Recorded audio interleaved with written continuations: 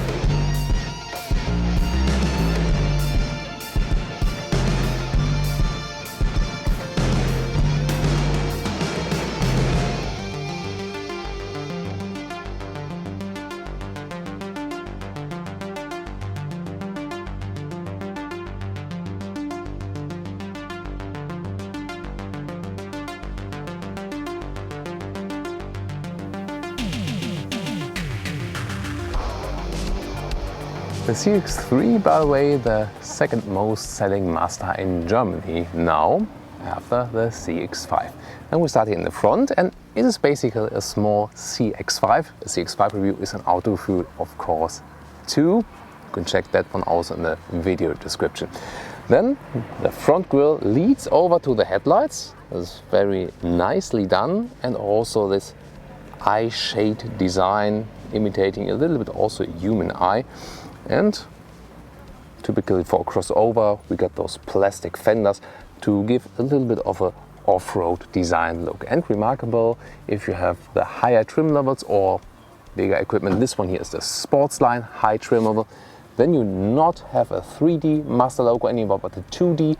It's not too good for design, but it is here to hide the sensors, and then you don't need an additional cover, as we for example see quite often with Volvo. Then they have an additional big black cover here. And in this case, this front grille also stays clean. 4.27 meters or 14 foot is the total length of this small SUV, and it's always remarkable if you look at the normal segments of classic cars and at the SUVs, because this one here is based on the Mazda 2, on the small car, but it has the size of a compact car, so like a Golf class or size of a Mazda 3 in the length. And that's always the case, that the SUVs have the same size than the segment of the normal cars above.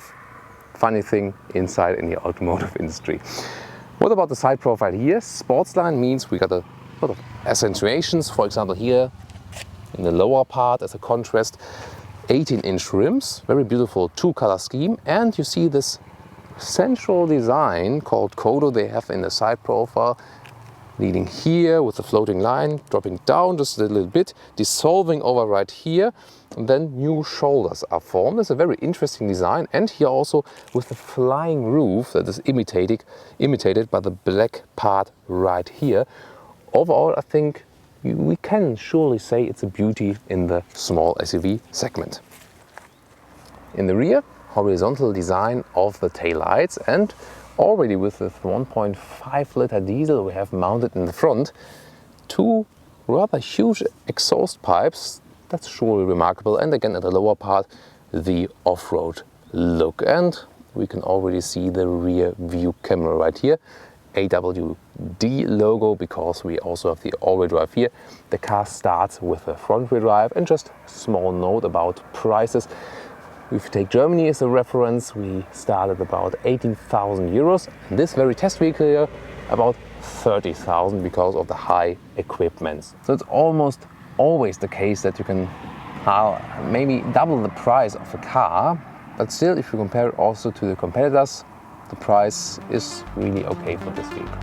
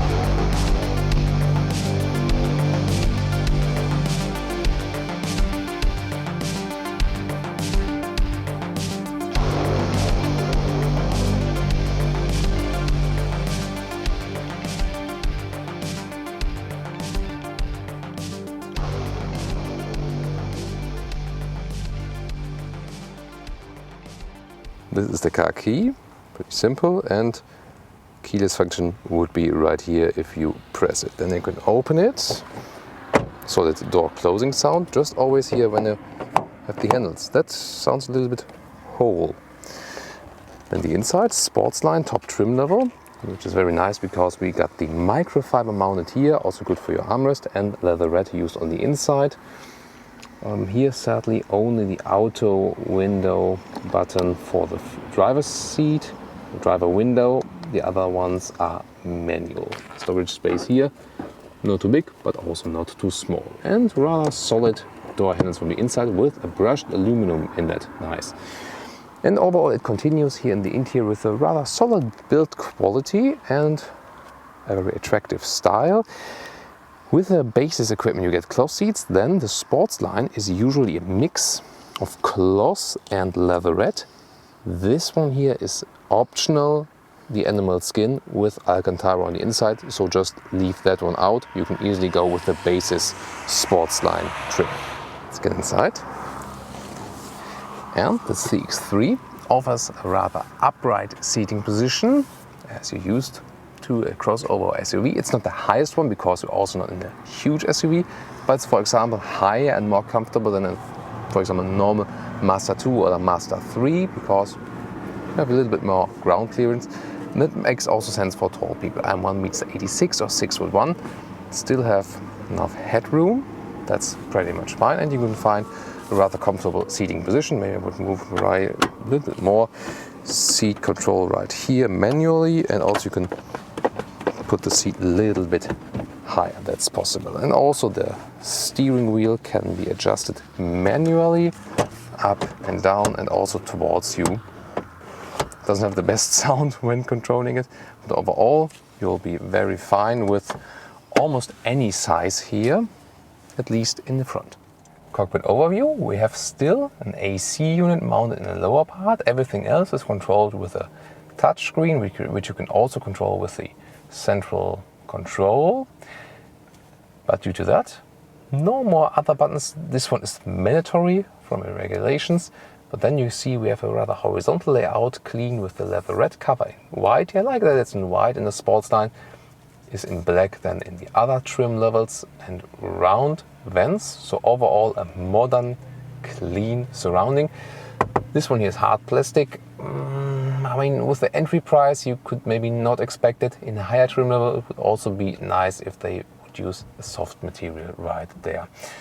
Rather sporty cockpit layout with a compact steering wheel, and that's not so much SUV stylish. It even reminds me a little bit of the MX-5, and I mean, why not making it a little sporty?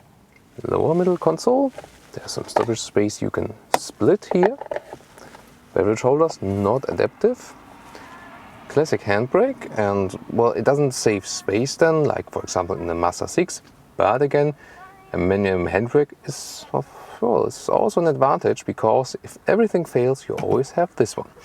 Then here you can control the infotainment system, have some shortcuts. It's also a touchscreen, so you can use both, turning it this way and then clicking it where you want to have it for sound, and click it once for muting everything. This one here is, you can put your hand on there, that's the reason for that, and always go back with here, and home button, music and GPS shortcut. Manual 6-speed transmission, but as I said, there are also automatic versions available basically. Then USB ports too, 12-volt power supply in the front. The AC unit, in past days this used to be a little bit cheaper. Now meanwhile they have stepped up the game, it's also from a good quality, clicks a little bit and everything is also fixed and attached, and pretty easy solution. Big buttons to have an easy control. The optional seat heating is also here in the high trim level. 3 levels can be used right there, and above that it begins that we have this leatherette cover here in the bright color, which is a very beautiful design element. Just one button left here, as I said earlier, cleaned up the whole interior, hardly any buttons anymore. This additional vent is funny, it's in the line of the horizontal design line here. You shouldn't have it like this, that's not beautiful anymore then. I would just always keep it like this then.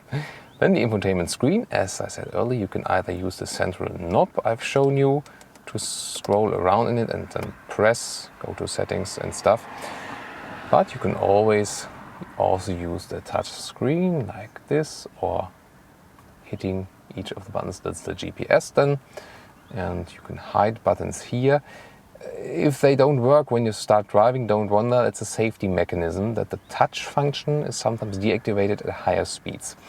And here you can also browse around in the map and, well, just a zoom. That doesn't really work, you have to go there. That would have been something that you can also zoom in and out like in a smartphone. That would have been better. And our testing showed good results also for the GPS screen. Maybe something more, go back in the main menu, because here, well, applications, not so much. You can have here fuel economy monitor, for example. The consumption can be about 6-7 liters, that's realistic. You can score it lower if you just go Autobahn. And then Bluetooth connection, where a phone would be available, just go here and then searching for a phone, and you can add a new one. Instruments, left and right side digital information for consumption, fuel, kilometers, also digital speed in the middle part, but the big RPM meter, so a sporty layout for this small SUV. On the steering wheel you see we got this carbon fiber style around here. This is here to set the distance for the adaptive cruise control, also set the speed. You can also put in a limiter, and on the left side phone picking up and cancelling, or also increasing volume, go back again. Overall, also a good overview at the steering wheel and still in a compact size. And the head-up display, you have to start the engine for that, then it flips out.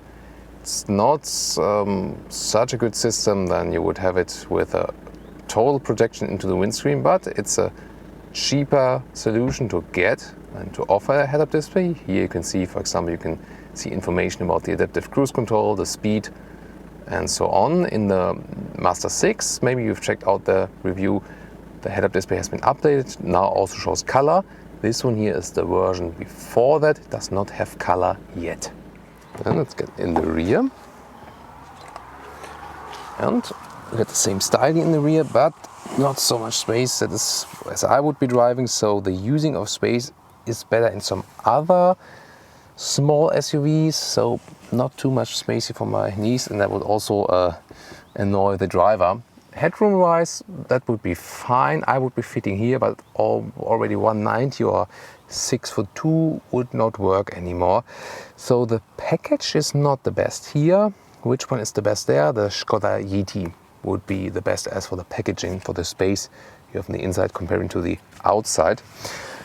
What is nice when I make a freeway, that we still get the same sporty interior style here.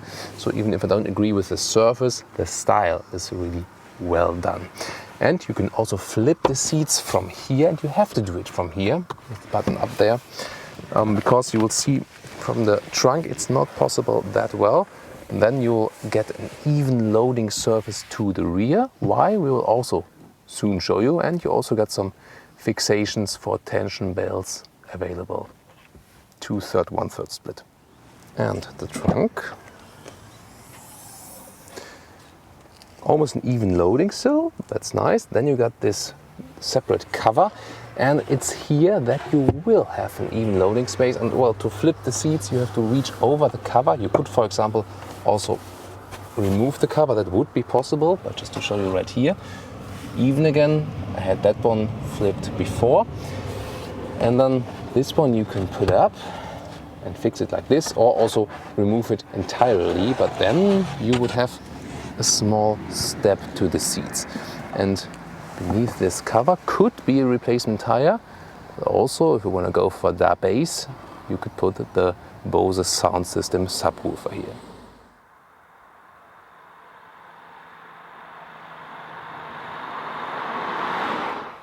Engines, there's a pretty good overview because there isn't too much to pick from, but I think it's also not bad. Either we can pick a 2-liter petrol engine with 120 or 150 horsepower, or here the 1.5-liter diesel with 105 horsepower. All of the engines start with front-wheel drive and manual transmission, but there are also automatic variants and AWD variants available here also in this case.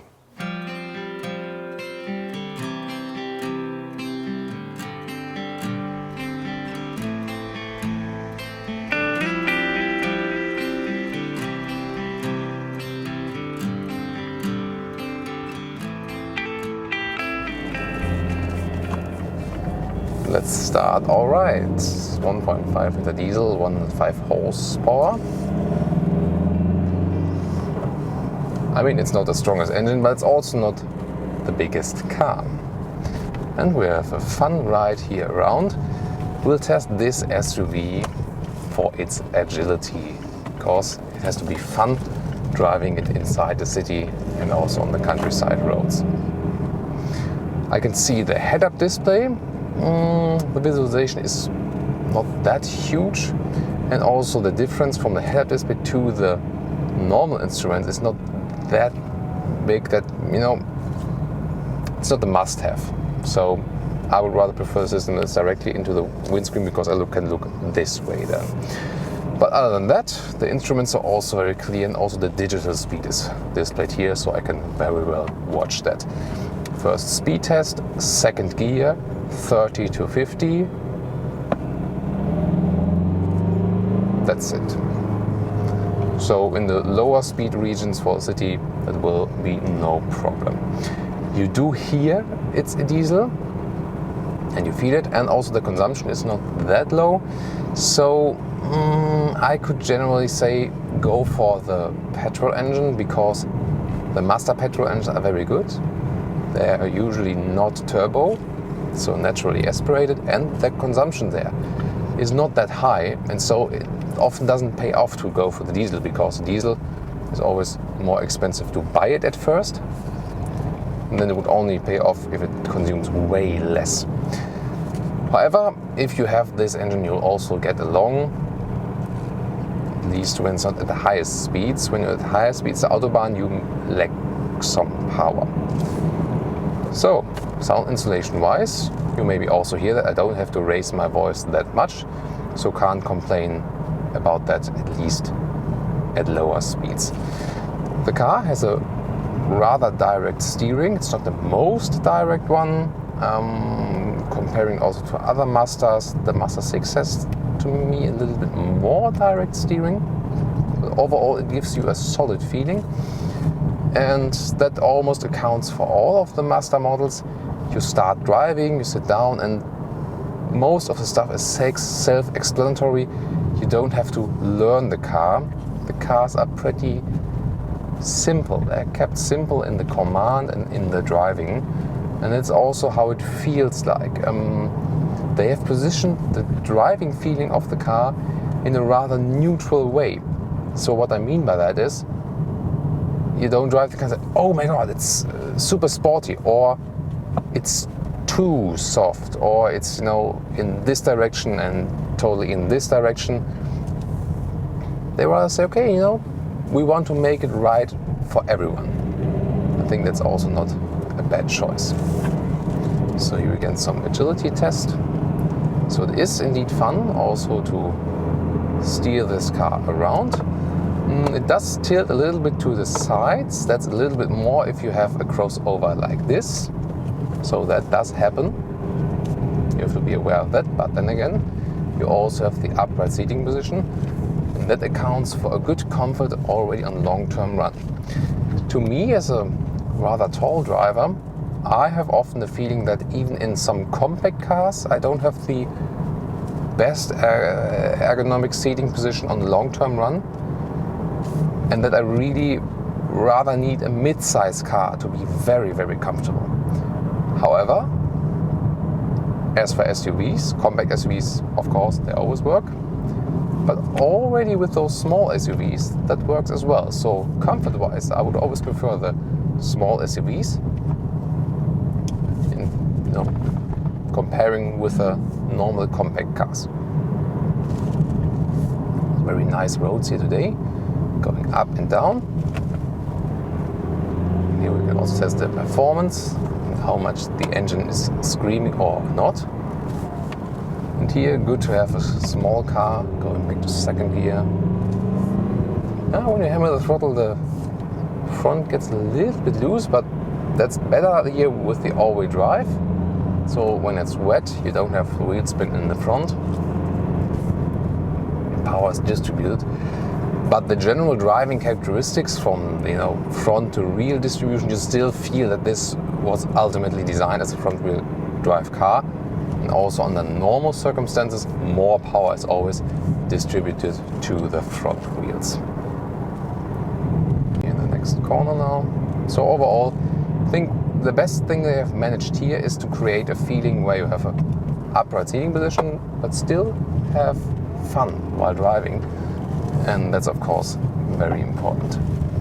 In narrow roads, this is really good for a small SUV. Imagine I would have a full-size SUV now and some cars coming towards me. And that would be rather annoying because there's not so much space to, you know, to go to the right or the left again. So that's really the advantage of having a rather small car. The shifting, by the way, I mean, I'm usually preferring automatic gearboxes, but here it's a smooth shifting process, not so much resistance, but also not so that it would feel unnatural. So I think they have found a good solution also with the shifting. Here bumpy roads, but the suspension is doing that very well. So as for the comfort, nothing to moan. Here again, bumpy roads inside the corner. What we've realized when we are on higher speeds and then there are some bumps, the car tends to convey a feeling that it would be flying for a second, but that's just at higher speeds. I think they have basically set up the suspension for the rather slow city riding and so on. There it's really good. Plays out its performance. Here we go now in a rural area. That's where this car is also at home and you can really relax. And I really must say, I have a lot of fun steering the car around here, and I'm not going too slow actually.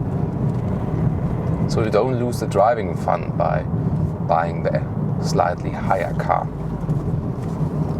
And does more feel like a Mazda 2 or a Mazda 3?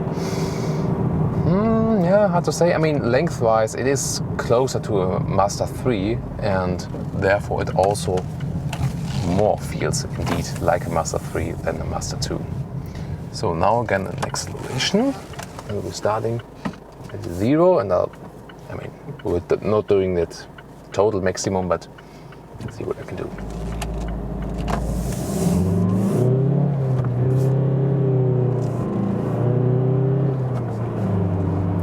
clutch a little bit slip to stay with the RPM. That was 80 kilometers an hour now. Maybe you've seen it also a little bit at the steering wheel. Although we have the all-wheel drive, when I really hammer the throttle, the front wheels overtake the steering wheel just a little bit. Then there's even a 6th gear available. Somewhere now, 6th gear. And this is really no acceleration left then. It's just basically for rolling. Then the diesel is also rather silent. This is one of the assistance systems. It's really fun. Let's do that again. No, it won't do it. It's the running off-road protection kind of. Must be faster.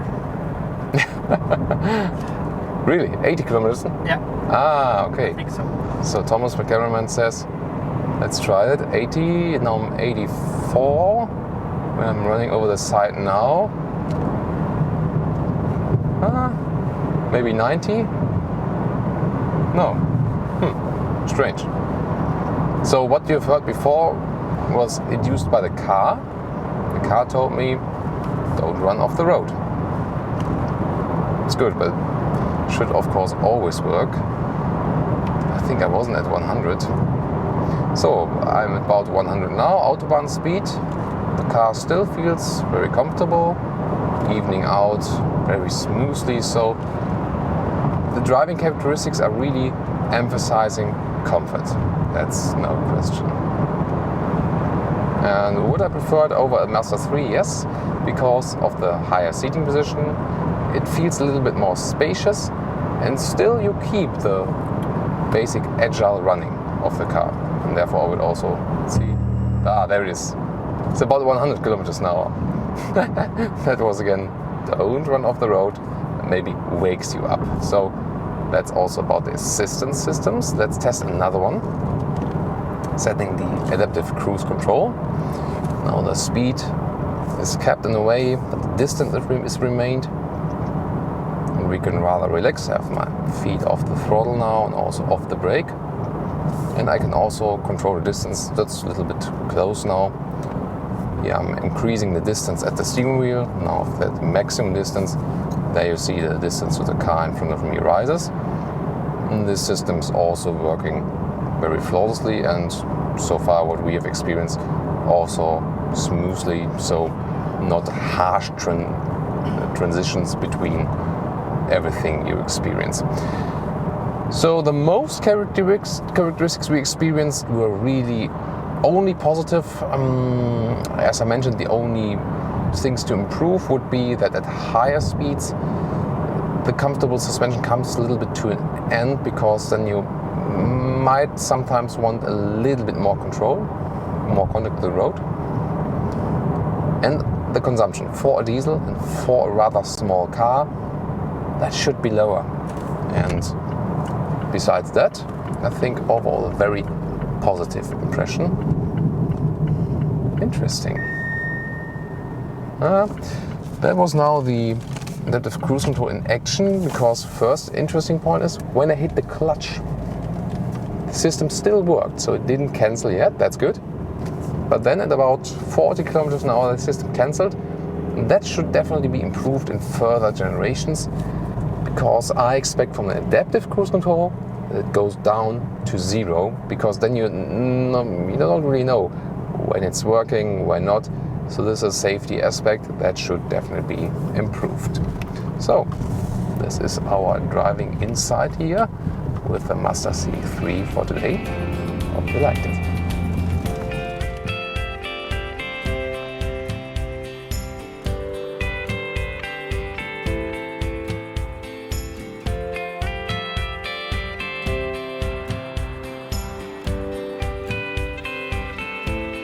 And now to our conclusion, Mazda CX-3, the small SUV from the brand. First of all, here today in ruby red, but also check out our other review if you liked this one here. Exterior, very likable, a modern design, no question, but something of the design in the rear, because it's not well done, also reduces a little bit of the space on the interior. That's, I think, the only downside of the car, especially for the rear passengers. everything else. A well-designed interior in the front and also a very solid build quality. We definitely liked that. Infotainment-wise, Apple CarPlay connection could have been nice, but so far with Bluetooth you can also do all the things you like, music streaming and of course also using the telephone. The diesel here from driving was really good for the normal stuff you do with that engine. On the Autobahn could have had a little bit more power maybe, and the consumption could be a little bit lower, but in general we also recommend to go for the petrol engine with the Mazdas, because the Mazda petrol engines are really top notch and also very good as for the low consumption. Driving itself, also a very likable car with a little bit more upright seating position, comfortable also for tall drivers, but at the same time you got a good agile run, so it is very much fun to drive the car as well. So you do not lose sporty driving fun speaking a small SUV, and I think that's also one of the most important characteristics you have here while driving the car. Overall, I think a pretty convincing concept, and we might also understand why this segment here is still surging on the automotive market. Looking forward to your feedback now on all of the aspects we have covered today. And I'm sure we'll see each other again at our next Autogefühl episode.